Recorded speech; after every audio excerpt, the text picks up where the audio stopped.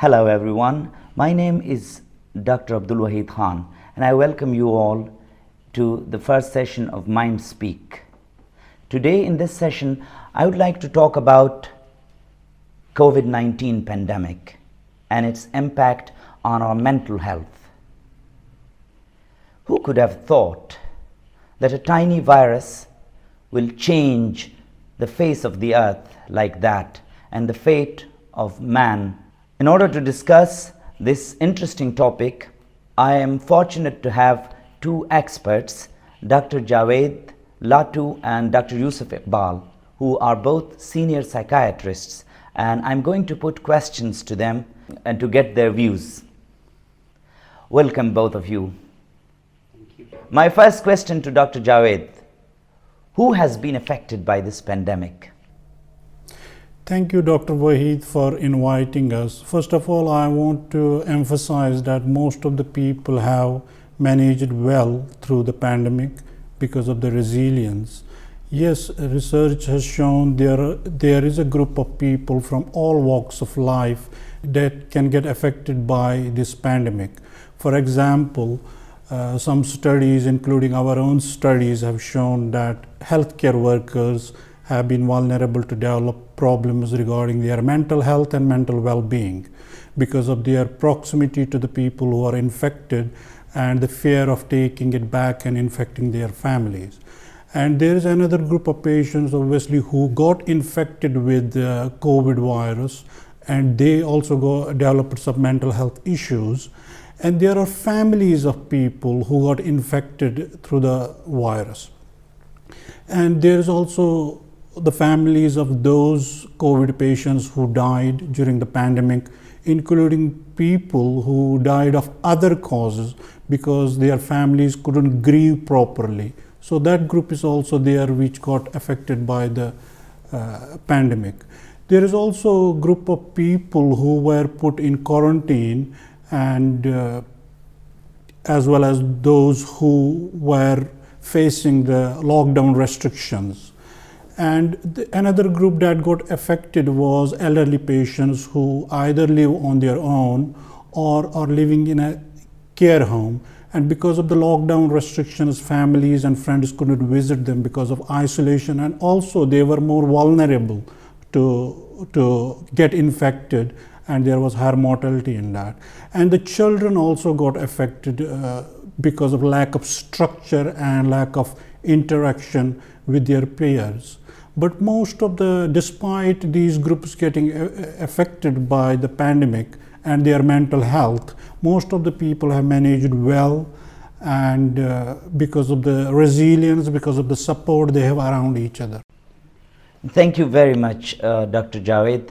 Clearly, everyone has been affected in one way or the other. And I am just wondering, Dr. Yusuf, if you could tell us a little bit about the mental health effect of this pandemic. Yes, thank you so much, Dr. Wahid, and thank you so much, Dr. Javed.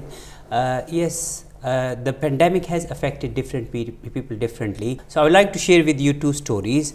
So a man in his mid-30s, he got in contact with someone who tested positive for coronavirus, and he started to get excessively worried. He went on social media and started watching news around the clock. This got escalated to the level where he was worried that he will pass on the germs to his loved one. So he started washing himself several hours a day. It further led to him becoming very depressed, anxious, and hopeless. And in another example, a lady in her mid-40s, she unfortunately lost her father, and later on she didn't continue to take her existing medications. This was followed later by her not being able to sleep, starting to become quite suspicious and paranoid, thinking that her neighbors were out there to kill her, and she was unfortunately also hearing voices. She became very agitated, aggressive, and disruptive towards her neighbors, which got escalated to the extent that police had to get involved. These two cases illustrate that COVID-19 pandemic can affect both groups of people who were previously healthy or who previously had suffered from mental illnesses. Thank you. That's correct. A person who is healthy previously still would be affected by a stressful situation such as this pandemic. And of course, if someone has been struggling with mental health difficulties, for them probably it's going to be even a greater challenge. My next question to you, Dr. Javed, how do you think can we help ourselves in these difficult times?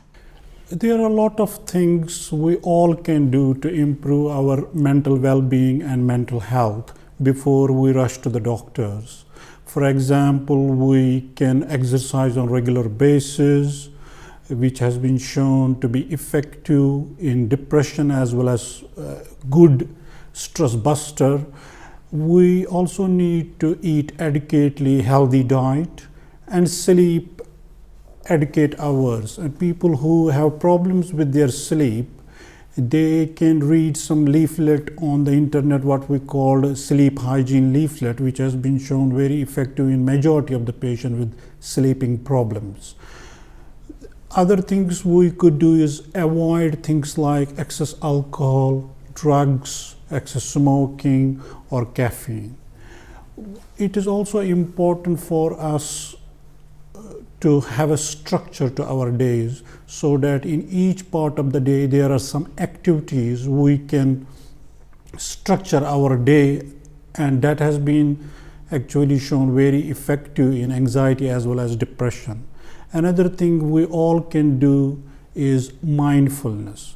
Mindfulness is something that teaches us to be in the present moment. And NICE guidelines from UK has recommended it for anxiety, depression, insomnia, and even chronic pain. And some group of people find support through their spirituality. They think by connecting to a power which is higher than them, they find a solace and support in that activity. And there are a lot of people who can do what we call gratitude journal. Gratitude journal is something, if on daily basis each of us before we go to sleep, we write one thing that we are grateful for. It has been shown in the long run we are more satisfied with life, we are able to manage stress, it can improve our sleep. And of course, there is a small group of patients who would need to see a professional, including a doctor or a psychiatrist, to seek help and possibly medication. Thank you very much, Dr. Javed. I think those are some great ways in which we can help ourselves during this pandemic. Sometimes though, despite our trying our best, it becomes almost impossible for us to carry on. And I'd like to ask Dr. Yusuf now as to at which point we should seek professional help or see a psychiatrist or a doctor. Yes, this is a very important question. Thank you, Dr. Wahid. I would like to start off with the importance of sleep. If we notice that we struggle to sleep persistently for several days on end, this could be some early warning sign about our mental health not being very well. This can go on to us feeling very depressed, anxious, and feeling very exhausted and tired. We can lose interest in looking after ourselves or socializing.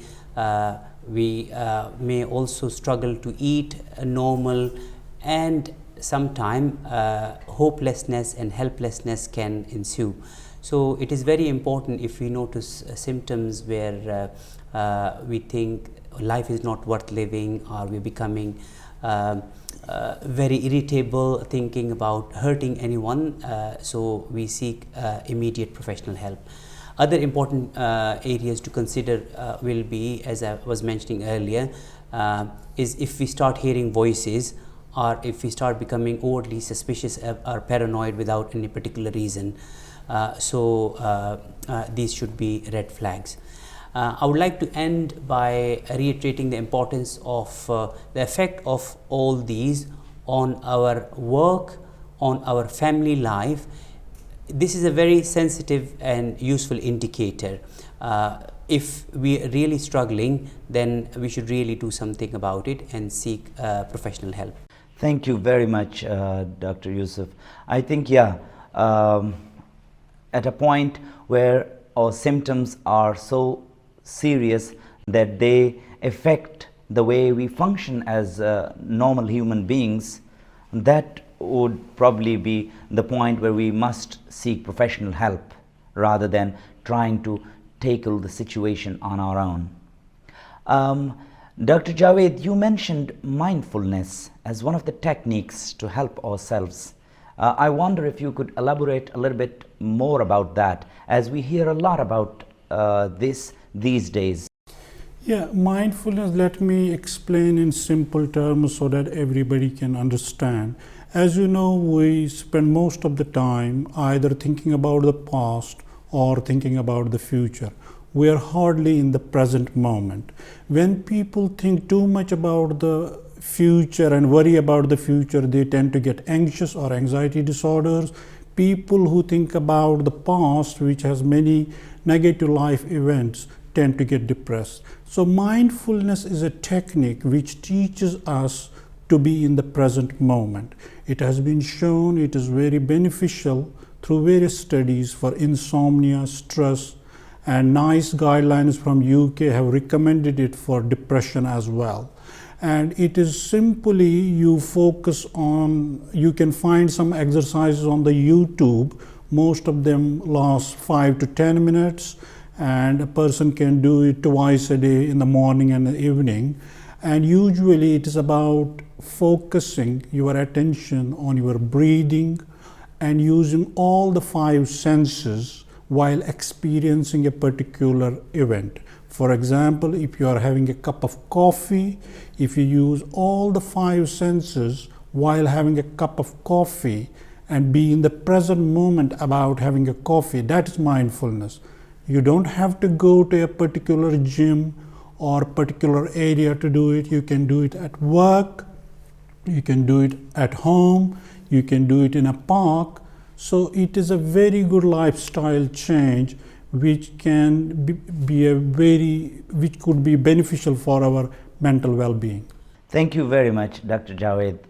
I think it's very clear the pandemic has had huge impact on humankind. Our mental health has been affected in many different ways.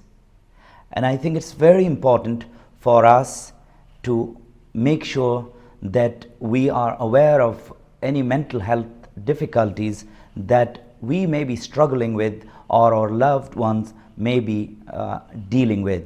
It's important to seek help, and it's very important to practice some of the simple techniques that we just talked about.